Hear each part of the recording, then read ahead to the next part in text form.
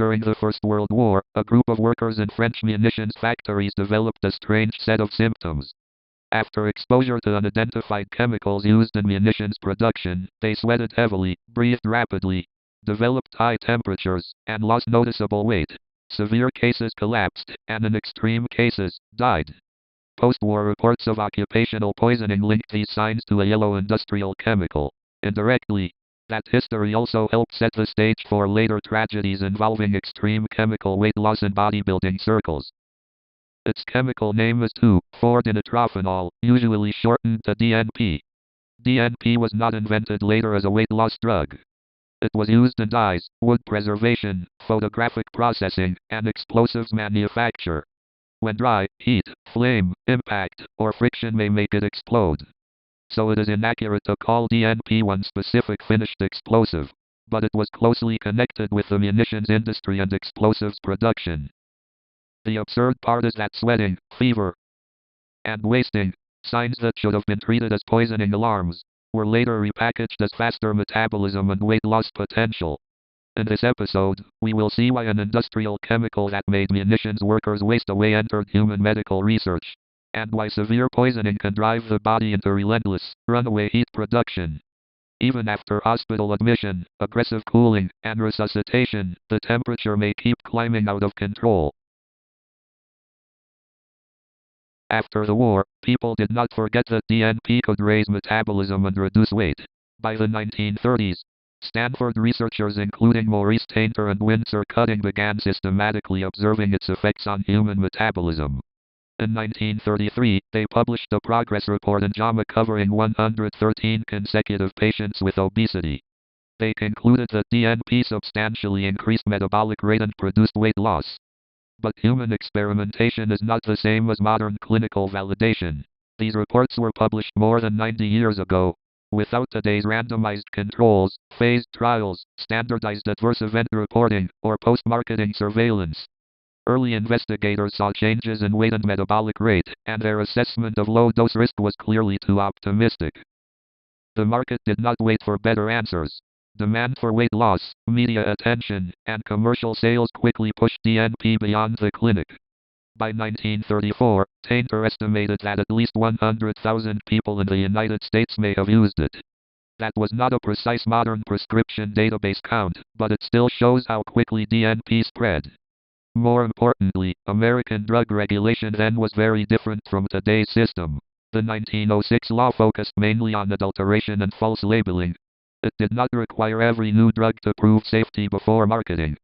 Some DNP weight loss products were even treated as cosmetics rather than drugs, leaving regulators without enough power to block them promptly. The 1938 Federal Food, Drug, and Cosmetic Act required safety evidence before a new drug could be marketed. The familiar requirement to prove effectiveness was made explicit later, through the 1962 amendments. So DNP's history should not be written as a modern FDA-approved drug that completed clinical trials and was later withdrawn for side effects. The accurate account is that DNP underwent early human research and entered medical and consumer markets before modern pre-market review existed. It was never a weight loss drug approved under today's strict standards and later withdrawn. What turned DNP from a supposed weight loss discovery into a public health alarm was the growing number of reports of human injury. Rashes, peripheral neuritis, liver and kidney damage, and deaths were reported. Cataracts were especially distinctive. Some users developed blurred vision and cloudy lenses after sustained use. Unlike short-term weight loss, this lens opacity usually did not simply resolve after stopping DNP, and in human cases it could appear only after use had ended. Severe blood disorders, including agranulocytosis, were also reported. Neutrophils, one of the body's most important defenses against infection, could fall abruptly, sharply raising the risk of serious infection. These injuries remind us that DNP's danger is not limited to one episode of acute, severe hyperthermia. Damage may begin in the eyes, skin, peripheral nerves, or blood. Responses vary greatly between people, so someone else's uneventful use can never prove safety for you. To put it bluntly, if a weight loss product can take your sight, destroy blood cell production, or kill you, losing a few kilograms is meaningless. You may be heading straight to the final weigh-in, where you and your luxury ceramic residence together weigh only about 3.5 to 6.5 kilograms. Now we reach DNP's central mechanism, uncoupling oxidative phosphorylation. The phrase is long, but you can think of it as an energy leak inside mitochondria. Normally, energy released from sugars and fats is delivered to mitochondria. In the inner mitochondrial membrane, the electron transport chain uses that energy to pump protons to one side, creating an electrochemical gradient. The protons then flow back through ATP synthesis, like water driving a turbine, allowing the cell to make ATP. Anyone who remembers basic chemistry may know ATP as the body's energy currency. Muscle contraction, nerve signaling, ion pumps, and protein synthesis all depend on it. DNP can carry protons across the inner mitochondrial membrane. Some protons return without passing through ATP synthesis, draining the gradient that should have driven this molecular turbine. The coupling between fuel oxidation and ATP production becomes weaker. That is why the process is called uncoupling. The result is not that every molecule of ATP instantly disappears.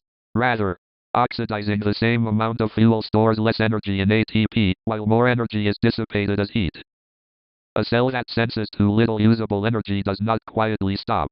It accelerates fuel oxidation, consumes more glucose, fat, and oxygen, and tries to close the ATP deficit. But while uncoupling continues, more of the added fuel is still wasted as heat. Lower efficiency drives faster fuel oxidation. Faster oxidation produces more heat, and a progressively more dangerous death cycle develops. The user sees weight loss. The cell experiences worsening energy efficiency. Life took an immense span of evolution to build this near-miraculous energy management system. It does not simply burn nutrients all at once. It stores as much of their energy as possible in ATP, then distributes that energy where cells need it. DNP turns this precise system back into crude, uncontrolled burning. Fuel keeps being oxidized, but more energy escapes directly as heat instead of being stored in ATP. Cells are not made of steel. They cannot supply unlimited nutrients to fill an ever-growing ATP deficit. And even if fuel could be supplied continuously, more fuel would only create more wasted heat. Before energy stores are exhausted, the rising temperature may already cause severe cell and organ injury, or outright failure. If you saw the previous episode on clenbuterol plus T3, think of them as pressing the metabolic accelerator and making the body actively spend more energy. DNP does more than increase metabolic speed. It directly reduces the coupling efficiency between fuel oxidation and ATP synthesis. Fuel keeps burning, but more energy is lost as heat instead of being stored in ATP. Both can cause sweating, a racing heart, and rising temperature, but DNP's path to hyperthermia acts more directly on mitochondrial energy conversion.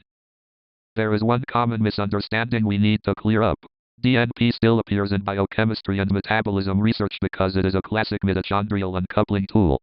Scientists also study whether uncoupling can be restricted to specific tissues, doses, and periods of time, as a way to explore metabolic disease.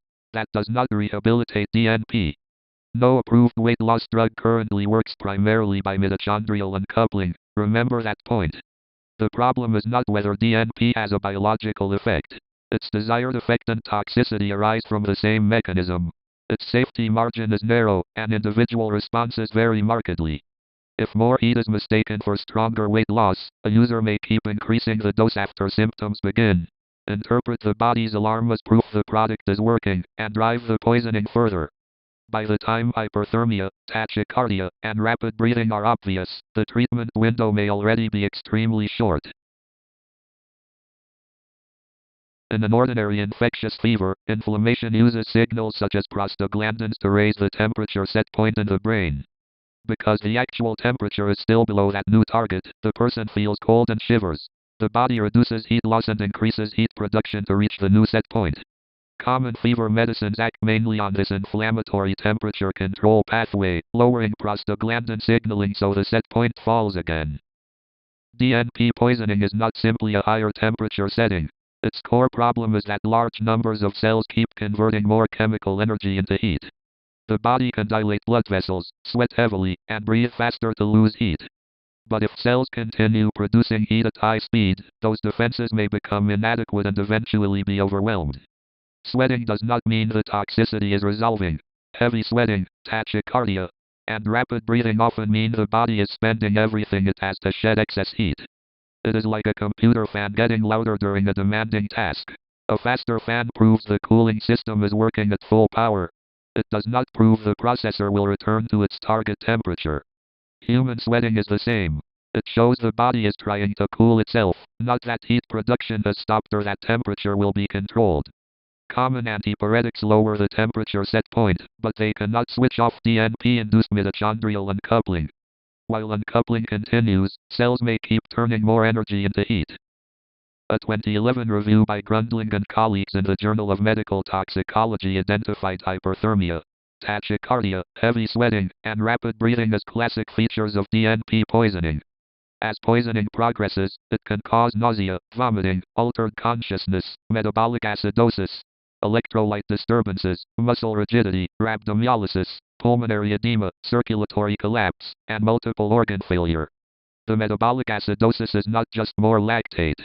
Extreme metabolic demand, worsening circulation, tissue hypoxia, and cellular injury can occur together. Elevated lactate is one important signal among several. Persistent muscle heat production, energy failure, and thermal injury can combine to cause rhabdomyolysis. Muscle contents entering the blood then threaten the kidneys, disrupt electrolytes, and increase the risk of dangerous arrhythmias. At the same time, heat itself continues damaging proteins, cell membranes, and enzyme systems, affecting coagulation, the heart, liver, kidneys, and central nervous system. First, mitochondria convert more energy into heat. Then the excessive core temperature itself begins damaging cells and organs that require a normal temperature. That explains why a sharply rising temperature can push a patient through several critical stages within a very short time. Stable core temperature is fundamental to enzyme activity, cell membranes, and organ function. Once temperature stays above what the body can tolerate, the nervous system, circulation, liver, kidneys, and coagulation can all fail together. That damage further weakens cooling and internal stability, accelerating the vicious cycle until irreversible multiple organ failure develops. Worse still, there is no generally accepted DNP-specific antidote. In a sense, this is a disaster entirely made by people. An industrial chemical long abandoned for medical use is illegally repackaged as a weight loss product, turning mitochondrial failure that should never reach a clinic into a catastrophe for emergency and intensive care teams. Doctors still do not refuse resuscitation because the disaster was self-inflicted. People who drink pesticide in a suicide attempt also end up with doctors cleaning up the wreckage. The cruel reality is that no current medicine can rapidly and selectively shut down DNP-induced uncoupling.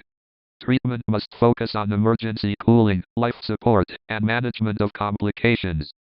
Even after the patient reaches hospital, ongoing heat production may continue driving deterioration.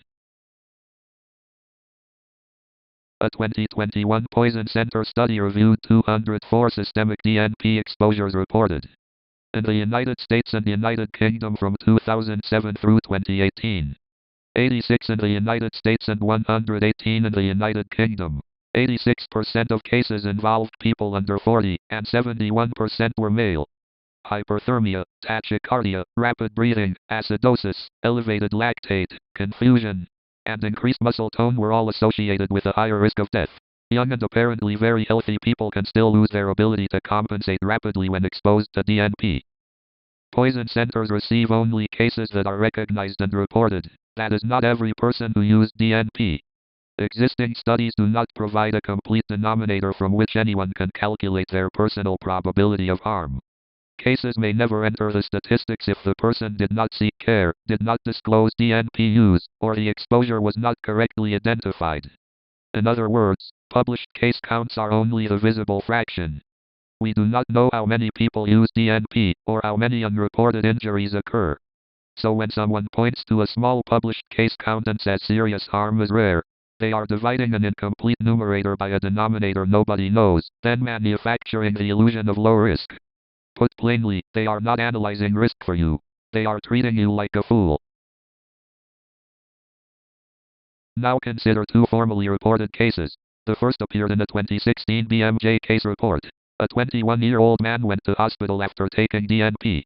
About 2 hours after ingestion, he was conscious and his temperature was only 36.5 degrees Celsius. but his heart rate was already 126 per minute, and he was breathing rapidly. That is how DNP creates false reassurance. A normal early temperature does not mean the toxicity has passed. Later, he developed yellow sweat while his heart and breathing rates climbed. His temperature then surged to 40.9 degrees, consciousness deteriorated rapidly, and marked muscle rigidity and pulmonary edema appeared. The team used aggressive cooling and intensive support, but he suffered cardiac arrest and died roughly 5 hours after ingestion. The report was titled "Beware the Yellow Slimming Pill." Its warning is not that one earlier temperature check would make DNP safe, but that a rapidly worsening metabolic chain may already be underway before temperature rises clearly. The second case appeared in BMJ case reports in 2018. A previously healthy 25-year-old woman bought DNP from an overseas online retailer for weight loss and took 2 tablets. She was conscious on arrival, with a temperature of 38 degrees. Her heart rate was already 167 per minute. Her breathing rate was 35 per minute, and her blood lactate was elevated. Despite invasive cooling and intensive support, her temperature climbed to 41.5 degrees Celsius. Severe circulatory instability followed, then cardiac arrest, and resuscitation failed. Only 2 tablets may sound like little, but online products may have unreliable content, purity, and labeling, while individual metabolism varies. An unlabeled tablet count is not a toxicological dose and cannot guarantee safety. The most important feature of this case is the temperature curve that kept rising. The hospital cooled her from outside while her body kept generating heat within. Mitochondria continued pushing upward. This was not simply insufficient cooling effort. Heat production may outpace both the body's heat loss and the speed at which medical treatment can correct it. In 2006, the Journal of Analytical Toxicology reported 2 more DNP-related deaths. Both people had used DNP for weight loss or bodybuilding, and both developed marked hyperthermia with rapid pulse and breathing. Investigators found yellow powder at both homes and detected DNP in admission blood samples. Forensic examiners attributed both deaths to DNP toxicity. These cases do not mean every exposure follows exactly the same path. Absorption, metabolism, product purity, other substances, and individual response can all differ. That is precisely why one person's uneventful use cannot be safety evidence for another exposure. An initially normal temperature is not a reason to keep waiting after exposure. DNP's danger is not merely that it raises temperature. It makes mitochondria less efficient at producing ATP while continuing to drive fuel oxidation and heat production. The person sees weight loss. The cell faces an energy deficit, hyperthermia, acidosis, and organ damage. DNP did enter human research, and it was once widely used as a weight loss product. But the medical record shows that this was not a missed miracle drug. It was a highly toxic industrial chemical abandoned by medicine after cataracts, blood injury, progressive hyperthermia, and deaths. Its most convincing illusion is to package poisoning as results. Sweating becomes fat burning, a racing heart becomes faster metabolism, and a rising temperature becomes proof the product works.